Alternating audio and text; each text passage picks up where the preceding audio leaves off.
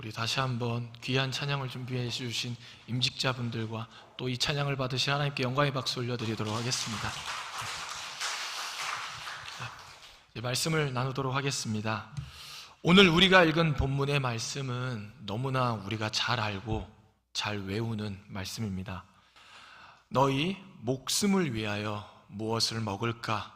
몸을 위하여 무엇을 입을까? 염려하지 말라. 하나님의 나라를 구하라 라는 이 말씀은요, 설교뿐만 아니라 우리가 암송하는 구절 중에 하나입니다. 아마도 우리가 설교에서 자주 접하고 우리가 암송하는 이유는 우리의 삶과 너무나 직접적인 연관된 말씀이기 때문이죠. 우리의 삶에 먹을 것, 입을 것과 먹고 사는 문제에 대한 내용이기 때문에 우리가 어쩌면 이 말씀을 외우고 있는지도 모릅니다.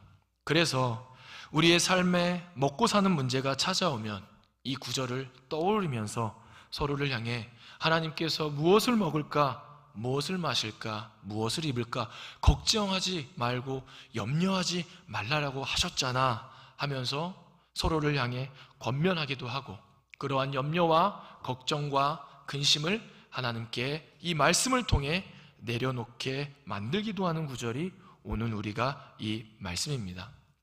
그런데 오늘 우리가 이 본문의 말씀은 좀 독특한 점이 있습니다. 그 독특한 점이 무엇이냐면 오늘 읽은 누가복음 12장 22절에서 34절 말씀이 마태복음에도 나온다라는 것입니다. 마태복음 6장 25절에서 34절에 나오죠. 그 평행 본문인 마태복음 6장 25절 말씀을 우리 같이 한번 읽어보도록 하겠습니다. 그러므로 내가 너희에게 이르노니 목숨을 위하여 무엇을 먹을까, 무엇을 마실까, 몸을 위하여 무엇을 입을까 염려하지 말라. 목숨이 음식보다 중하지 아니하며 몸이 의복보다 중하지 아니하냐. 아멘. 오늘 읽은 누가복음의 비슷한 말씀이 마태복음 6장에도 나오는 것을 우리가 확인할 수 있습니다. 마태복음 6장은 예수님께서 산에 올라가셔서 예수님을 따르는 제자들에게 하시는 말씀 중에 한 구절입니다. 마치 모세가 하나님의 이스라엘 백성들을 출애굽하고 그들에게 하나님의 율법을 선포할 때 시내산에 올라가 그들에게 하나님의 율법을 선포합니다. 이와 마찬가지로 예수님도 예수님을 따르기로 작정한 제자들에게 말씀을 전하시는데 산에 올라가셔서 말씀을 전하시죠. 그래서 우리는 마태복음 6장을 산상설교라고 이야기를 합니다. 그런데 누가복음의 저자 누가는 이 산상설교 마태복음 6장의 말씀을 의도적으로 가지고 와서요, 부자 비유 뒤편에 위치를 시킵니다. 왜 누가복음을 쓴 누가는 부자 비유 뒤에 오늘 본문의 말씀을 두었을까요? 우리가 한번 성경을 한번 읽어보도록 하겠습니다. 누가복음 12장 19절 말씀입니다. 같이 읽습니다. 또 내가 내 영혼에게 이르되 영혼아 여러 해 쓸 물건을 많이 쌓아두으니 평안히 쉬고 먹고 마시고 즐거워하자 하리라 하되. 아멘. 이번에는 오늘 우리가 읽은 본문의 말씀 누가복음 22장 22절 말씀입니다. 같이 읽습니다. 또 제자들에게 이르시되 그러므로 내가 너희에게 이르노니 너희 목숨을 위하여 무엇을 먹을까, 몸을 위하여 무엇을 입을까 염려하지 말라. 아멘. 오늘 이 말씀 두 구절을 대조하면요, 어떤 한 사람은 여러 해 동안 쓰고도 남을 정도로 재물이 많아서요 곳간을 늘리고 있고 아주 평안히 먹고 마시고 즐거워하고 있습니다. 그러나 어떤 한 사람은 오늘 하루 먹고 살 것이 없어서 무엇을 입어야 할지 무엇을 먹어야 할지 걱정과 근심과 염려로 가득 찬 상태에 있습니다. 오늘 이러한 대조적인 모습은요, 우리의 삶의 조금만 주변을 돌아봐도 우리가 볼 수 있죠. 어떤 사람은요, 소유가 너무 많아서 아주 평안히 남부럽지 않게 살아가고 있는 사람이 있는 반면에, 또 어떤 사람은 소유가 너무 적어서 하루하루를 정말 힘겹게 살아가는 사람들이 공존하고 있습니다. 그리고 오늘 우리가 읽은 본문의 말씀은 부자가 아닌 소유가 적어서 염려와 걱정과 근심이 많은, 특히 예수님을 따르는 제자들에게 하시는 예수님의 말씀입니다. 너희들 목숨을 위하여 무엇을 먹을까? 몸을 위하여 무엇을 입을까? 염려하지 말라. 목숨은 먹을 것과 관련이 있습니다. 몸은 입을 것과 관련이 있습니다. 우리는 이 말씀을 보면서 살면서 먹을 것, 입을 것 하나님께 구하면 안 돼, 구하지 않아도 돼 라는 잘못된 해석의 오류에 빠져서는 안 됩니다. 오늘 말씀은 거기에 중점이 있는 것이 아니라 바로 그 뒤에 나오는 염려하지 말라라는 말씀에 강조점이 있습니다. 너무 현실의 어려움 때문에 두려움과 염려와 걱정과 근심에 함몰되어서 살지 말라라는 예수님의 권면이죠. 그러면서 예수님은 삶이 어려워 먹고 입는 문제에 함몰되어 있는 제자들에게 하나님이 만드신 까마귀, 백합화, 그리고 들풀에게 시선을 돌리게 하십니다.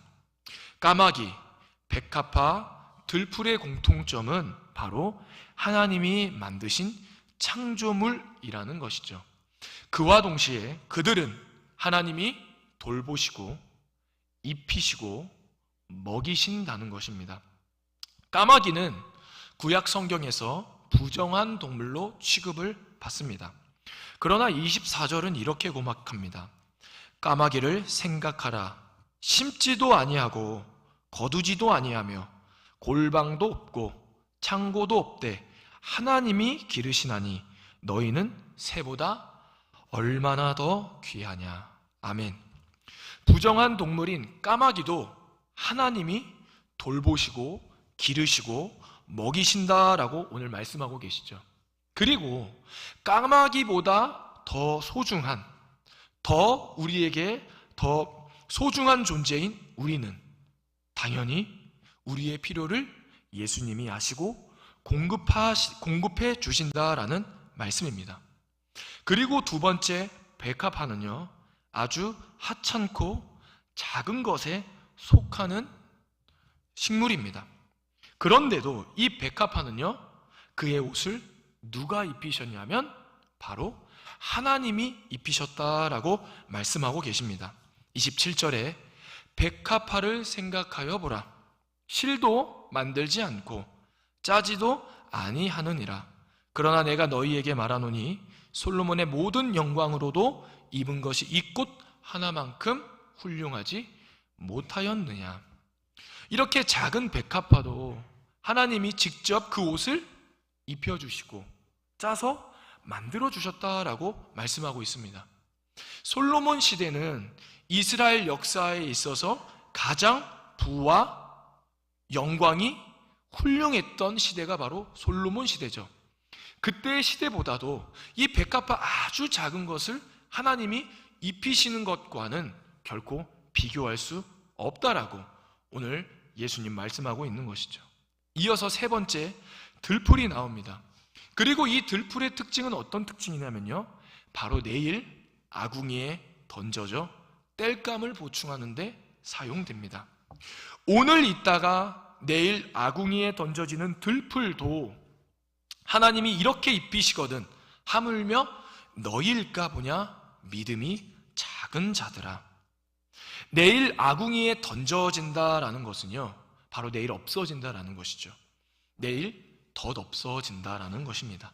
들풀은 곧 덧 없는 식물에 속하는 것이죠. 그런 덧없어 보이는 들풀도 하나님이 입히신다라고 말씀하고 있습니다.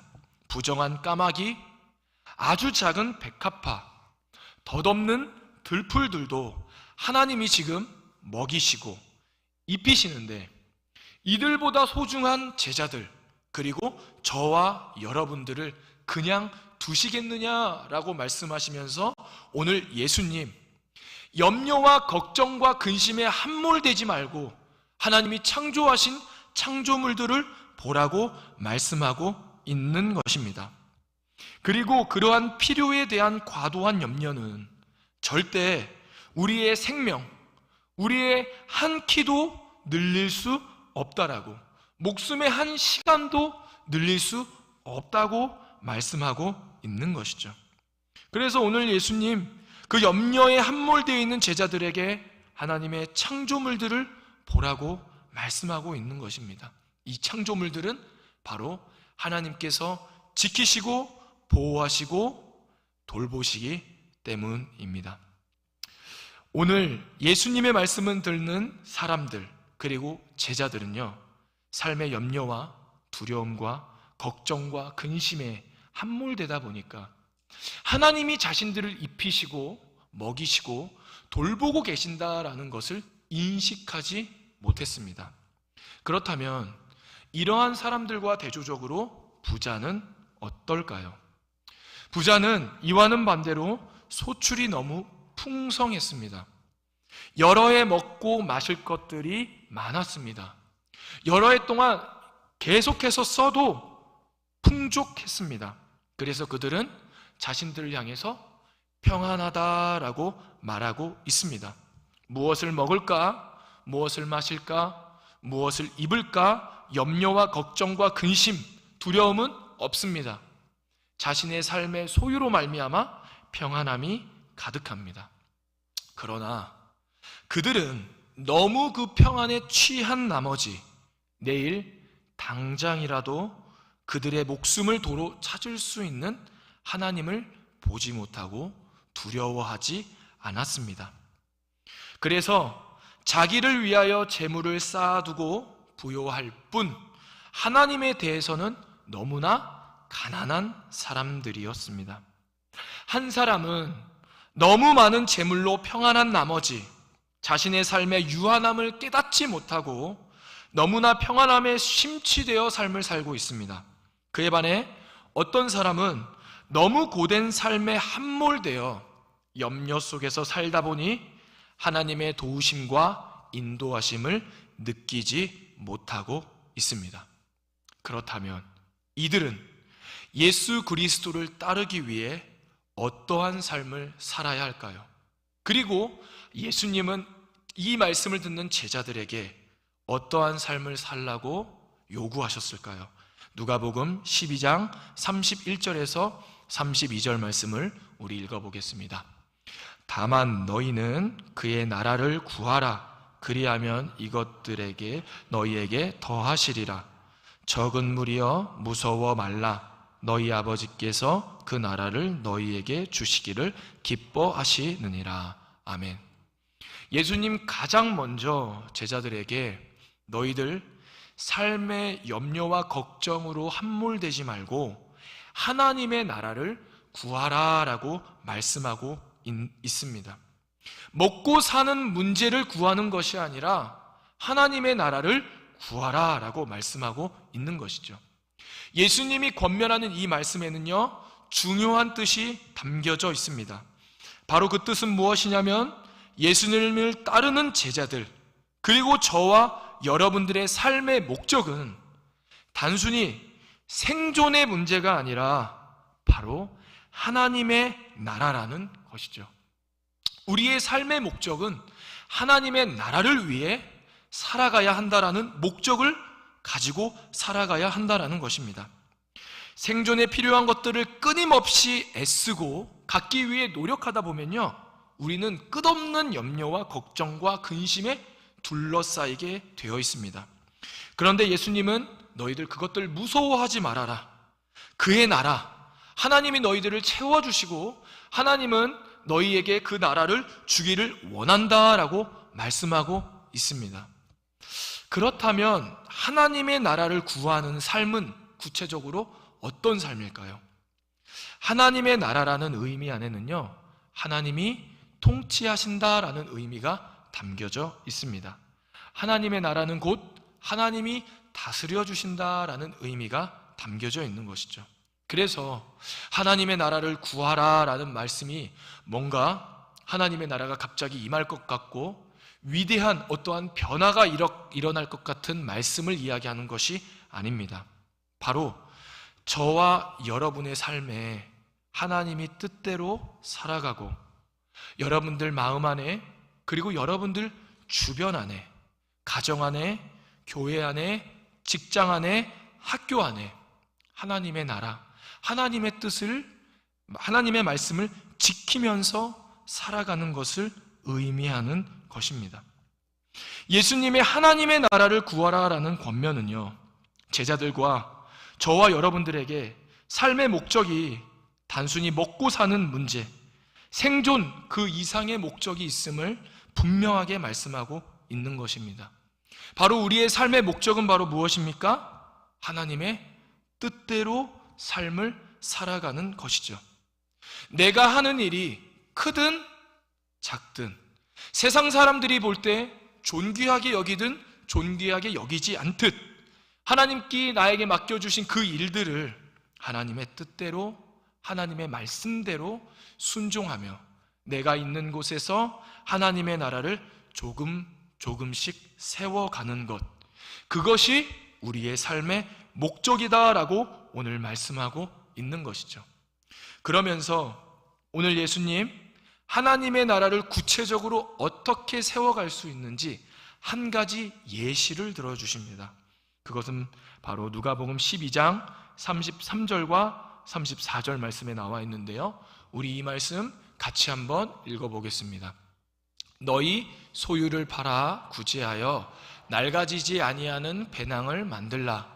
곧 하늘에 둔 바 다함이 없는 보물이니 거기는 도둑도 가까이 하는 일이 없고 좀도 먹는 일이 없느니라. 너희 보물이 있는 곳에는 너희 마음도 있느리라. 아멘.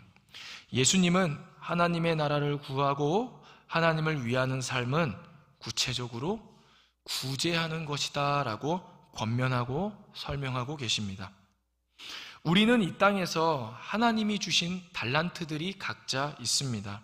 그리고 그 달란트들을 가지고 일을 하며 일을 해서 얻은 삭스로 우리의 생존을 유지하면서 살아가죠.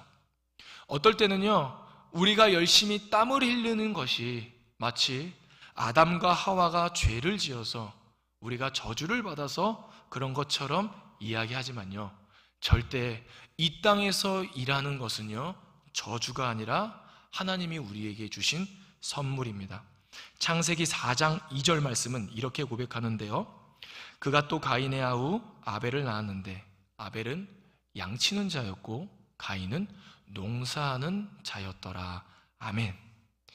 아담과 하와가 낳은 아들 가인과 아벨은요, 똑같은 부모님에서 태어났지만 가인은 농사하는 달란트를 가졌고 아벨은 양치는 달란트들을 가졌습니다. 그래서 어떤 학자들은 하나님이 가인의 예배는 받으시고 가인의 예배는 받지 않으시고 아벨의 예배는 받으시니까 하나님이 육식을 더 좋아하시는구나, 그렇게 해석하는 학자도 있는데요, 그렇지 않습니다. 하나님은요, 각자 한 사람 한 사람마다 귀한 달란트들을 주셨고 그 달란트를 가지고 이 땅에서 일을 하면서 나오는 소산을 먹고 살라고 우리에게 주신 것입니다. 그리고 우리 각자가 서로 다른 달란트들과 가진 것은요, 서로를 보완하기 위해서 그렇게 주신 것이죠. 인류 최초의 사람들도요, 땀을 흘리면서 일을 했습니다. 그래서 우리가 이 땅에서 일하는 것은요, 부정한 것이 아닙니다. 죄의 저주가 아닌 것입니다. 굉장히 소중하고 가치 있는 것이죠. 그런데 오늘 예수님은요, 이 땅에 그렇게 가치 있고 소중한 일이 있는데 그것보다 더 귀한 일이 있다, 하늘의 일이 있다라고 말씀하고 있습니다. 그 하늘의 일이 무엇입니까? 바로 구제라고 말씀하고 있는 것이죠. 우리가 이 땅에서 구제하는 것은요, 이 땅에 똑같이 우리가 일하는 그 일이 아니라 하늘의 삭을 쌓을 수 있는, 하늘의 재물을 쌓을 수 있는 하늘의 일이다라고 오늘 말씀하고 있는 것입니다. 내가 가진 재물을 이 땅에서 나누는 일은요, 어쩌면 손해보는 일 같고, 어쩌면 이 세상 가치관에서 조금 미련해 보이는 일일처럼 보일 수도 있습니다.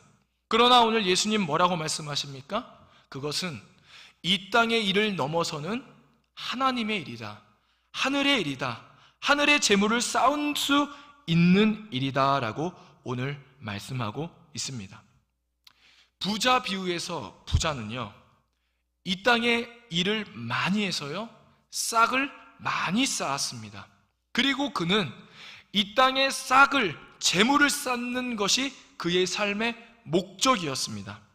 그렇게 재물을 쌓아서요, 여러 해 동안 쓰고 먹고 마실 것이 너무나도 많으니까 내가 평안하다, 내가 행복하다, 즐겁다라고 말합니다. 그러나 그가 쌓은 싹은, 재물은 이 땅에서 영원한 재물이 아니죠. 시간이 지나면 없어지는 유한한 재물입니다. 더욱이 부자는 이 땅에서 재물이 많았지만 하늘의 재물을 쌓지 않은 자였죠. 땀을 흘려서 이 땅에 많은 재물을 모았던 부자. 그러나 그가 구제를 하지 않자 오늘 예수님 뭐라고 말씀합니까? 부자를 향해서 그는 어리석다라고 말씀하고 있습니다. 왜냐하면 하나님 보시기에 1000년이 하루 같다라고 말씀하시죠. 그렇다면 사람이 인생을 살아봤자 길어야 80년, 정말 많이 살면 100년이라고 하는데, 우리는 그 기간이 너무나도 길어 보이지만 하나님 관점에서 1000년이 하루 같다면 그 80년은 하나님 보시기에 너무나도 짧은 인생이죠. 그 짧은 인생을 살아가면서 자기만을 위해서 이 땅에 썩어질 재물을 위해 살아간다면 하나님 보시기에 그 부자는 어리석은 사람처럼 보일 수밖에 없는 것입니다. 오늘 한 부자의 비유, 그리고 그 뒤에 나오는 먹고 사는 문제에 너무 염려해서 걱정하고 있는 예수님의 말씀, 이 말씀이 주는 메시지는 무엇일까요? 혹시 여러분 삶의 재물이 많아서 그 재물에 너무 의지한 나머지 그 재물이 나에게 영원한 생명을 줄 것처럼 어리석은 삶을 살고 계시지는 않습니까? 또 다르게 여러분들 혹여 삶의 생존의 문제로 오늘도 우리를 지키시고 돌보시고 먹이시고 입히시는 하나님을 보지 못하고 염려 속에 살아가고 계십니까? 그래서 우리의 삶에는요, 신앙의 삶의 균형이 필요합니다.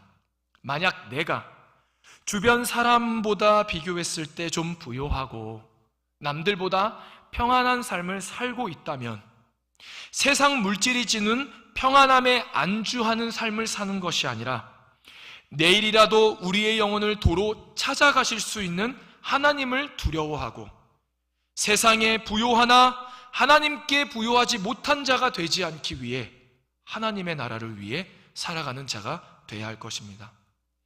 이와는 반대로 내가 주변 사람들보다 좀 삶이 어렵고 고난이 많이 찾아왔다면 무엇을 먹을까, 무엇을 마실까, 무엇을 입을까 염려와 걱정과 근심에 너무 함몰되어 사는 것이 아니라 이 땅을 창조하신 하나님께서 오늘도 나를 지키시고 보호하시고 채우신다라는 믿음과 확신을 가지고 살아가야 할 것입니다. 더 나아가 예수 그리스도를 구조로 모셔드린 저와 여러분의 삶의 목적은요, 단순히 먹고 사는 생존을 위한 삶을 살아서는 안 됩니다. 생존을 넘어 우리의 마음과 우리 주변에 하나님의 나라, 하나님의 통치, 하나님의 말씀, 하나님의 뜻대로 사는 삶을 살아가야 합니다. 그것이 우리의 삶의 목적이 되어야 하는 것이죠. 그리고 그것을 실천할 수 있는 귀한 하나님의 일이 바로 무엇입니까? 바로 하나님께서 나의 주신 달란트, 재물들을 필요한 사람들에게 나누는 구제다라고 말씀하고 있는 것입니다. 저와 여러분은 이 땅의 생존과 소산을 위해서만 사는 자들이 아닙니다. 하나님의 거룩한 택함 받은 사람으로서 땅의 일을 하며 땅의 소산의 평안함에 안주하거나 땅에서 생존으로 인해 염려와 걱정과 근심으로 살아가는 죄가 돼서는 안 됩니다. 사람을 살리는 거룩한 일, 구제를 실천하는 자가 돼야 하는 것이죠. 그렇게 우리 마음 안에는요, 단순히 생존의 문제 더 넘어서 우리는 하나님의 일을 하는 거룩한 자라는 자부심을 가져야 하는 것이죠. 제가 학교에서 어떤 교수님과 대화를 했던 적이 있습니다. 그때 삶의 어려움이 너무 많아서 걱정과 근심과 염려가 가득할 때였죠. 그리고 주변에 있는 친구들을 보면서 나도 저렇게 땀을 흘리는 일, 땅의 일을 하면서 좀 평안하게 살면 좋지 않을까 하는 그러한 부러움을 갖기도 했습니다. 그런데 그 교수님이 어떤 말을 했냐면요, 교역자는, 사역자는 땀을 흘리는 일을 하는 자가 아니라 하늘의 거룩한 일을 하는 자다. 그래서 땅의 일과 비교가 되지 않는 일을 하는 자다라고 말씀을 해주셨는데, 그 말씀이 제 마음에 깊게 와닿았고 저에게 그러한 걱정과 근심과 염려가 찾아올 때마다 그 교수님의 말을 생각하면서 다시 하나님의 일을 위해 열심을 내야 되겠다라는 결단을 할 때가 있습니다. 그 말은요, 저에게만 적용되는 것이 아니라 하나님을 위해 하나님의 뜻대로 살아가겠다고 결단하고 이 자리에 모인 저와 여러분 모두에게 적용되는 일이죠. 우리는 땅의 일을 하는 자들이 아닙니다. 하늘의 거룩한 일을 하는 자들인 것이죠. 바라옵기는 저와 여러분이 신앙과 삶의 균형을 잘 잡아 하나님의 뜻대로 사람을 구제하고 살리는 삶을 살아 세상에는 부여하지 못할지라도 이 땅을 지으시고 만드시고 다스리시는 하나님께 부요한 자가 되기를 소망합니다. 기도하겠습니다. 하나님 아버지, 감사합니다. 오늘 부자 비유의 말씀, 그리고 우리에게 염려하고 걱정하고 근심하지 말라라고 하시는 말씀을 주시니 너무나도 감사합니다. 하나님, 우리가 너무 부요하다면 내일이라도 우리의 영혼을 도로 가질 수 있는 하나님을 향한 두려움을 가지고 하나님의 뜻대로 살아가기 위해 노력하게 하여 주시옵소서. 또한 우리의 삶에 걱정과 근심과 두려움이 많다면 그것을 조금 내려놓고 하나님이 우리를 지키시고 먹이시고 입히신다라는 믿음을 가지고 이 땅의 생존의 문제만을 위해서 살아가는 자가 되는 것이 아니라 하나님의 거룩한 일을 실천해 나아가는 귀한 주님의 자녀들 되게 하여 주시옵소서. 그리하여서 이 땅에 부요한 자가 아니라 하나님께 부요한 자가 될 수 있도록 우리에게 생명을 더하여 주시옵소서. 감사하며 예수님의 이름으로 기도드립니다. 아멘. 찬송가 570장으로 찬양 드리시겠습니다.